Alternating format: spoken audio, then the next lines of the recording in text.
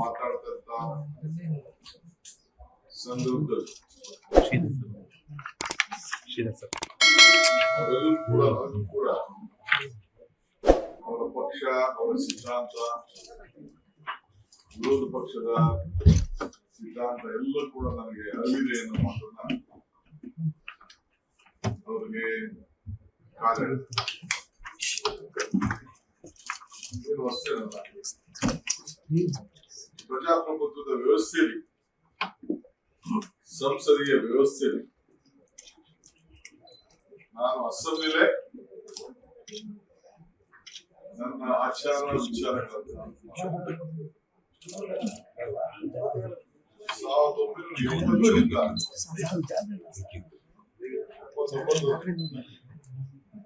ಸತತವಾಗಿ ವಿದ್ಯಾರ್ಥಿ ನಾಯಕನಾಗಿ ಕಾಂಗ್ರೆಸ್ ಪಕ್ಷದಲ್ಲಿ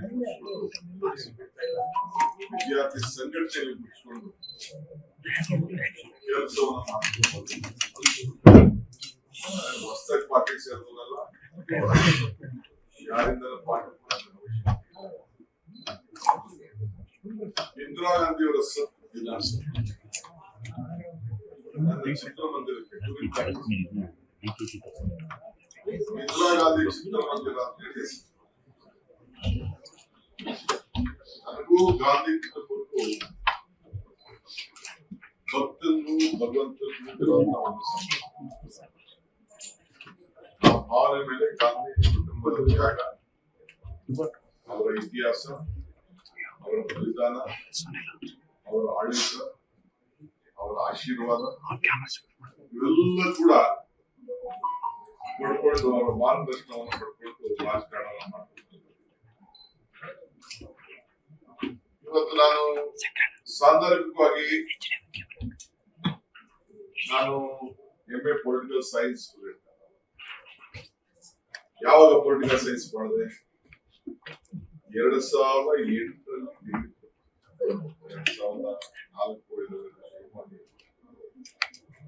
3 ವರ್ಷ ಬರೆದು ನಾನು ಗ್ರಾಜುಯೇಟ್ ಆಗ್ಬೇಕು ಅಂತ ಹೇಳಿ ಪೊಲಿಟಿಕಲ್ ಸೈನ್ಸ್ ನ ಆಯ್ಕೆ ಮಾಡಿ ನಾನು ರಾಜಕಾರಣಕ್ಕೆ ಬರಕ್ಕಿನ ಮುಂಚೆ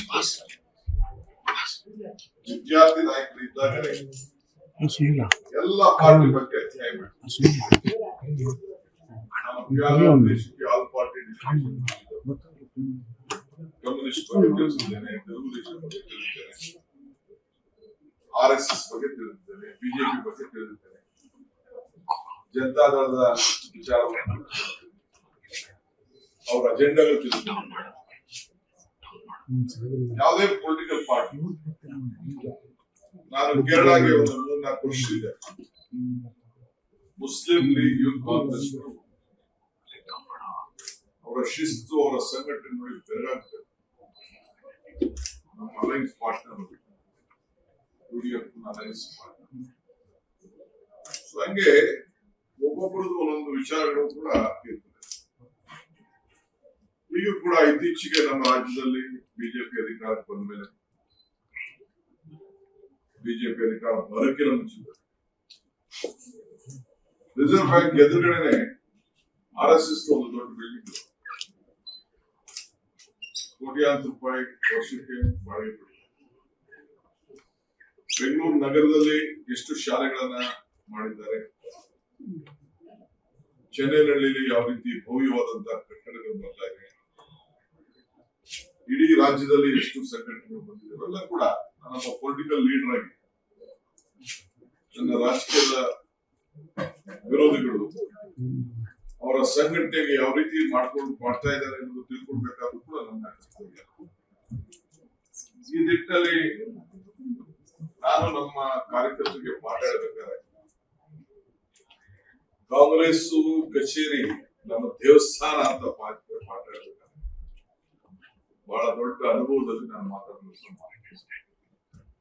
ಮಹಾತ್ಮ ಗಾಂಧೀಜಿಯವರು ಈ ದೇಶಕ್ಕೆ ಸ್ವಾತಂತ್ರ್ಯದ ನಾಯಕತ್ವವನ್ನು ವಹಿಸಿ ಇವತ್ತು ನಮ್ಮ ಮಲ್ಲಿಕಾರ್ಜುನ ಖರ್ಗೆ ಸಾಹೇಬರ 100 ವರ್ಷ ಆಗಿದೆ. 100 ವರ್ಷಕ್ಕೆ 100 ಕಾಂಗ್ರೆಸ್ ಭವನ ಕಟ್ಟಬೇಕು ಅಂತೇಳಿ ಏನ್ ನಾನು ಪ್ರಾರಂಭ ಮಾಡಿಗಾಲೆ 70-75 ಜಾಗಗಳ ಸಿದ್ಧತೆ ಆಗಿದೆ.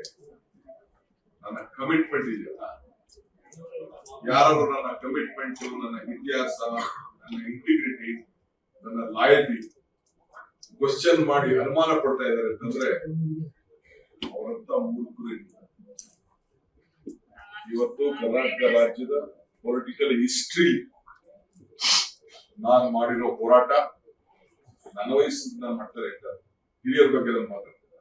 ಮೈ age group from the days of my student life till today, no one can ಹತ್ತಿರಕ್ಕೆ ಬರ್ಲಿಕ್ಕೆ ಸಾಧ್ಯ. ಲೇಟೆಸ್ಟ್ ಹಾಗೂ ಇಂಟ್ರೆಸ್ಟಿಂಗ್ ಸುದ್ದಿಗಳಿಗಾಗಿ ಬಾಸ್ ಟಿವಿ ಕನ್ನಡ ಚಾನೆಲ್ನ ಸಬ್ಸ್ಕ್ರೈಬ್ ಮಾಡಿ. ಹಾಗೆಯೇ ಬೆಲ್ ಐಕಾನ್ ಪ್ರೆಸ್ ಮಾಡಿ. ಇದರ ಜೊತೆಗೆ ಫೇಸ್ಬುಕ್, ಇನ್ಸ್ಟಾಗ್ರಾಮ್, ಎಕ್ಸ್ ನಲ್ಲೂ ಮಿಸ್ ಮಾಡದೆ ಫಾಲೋ ಮಾಡಿ.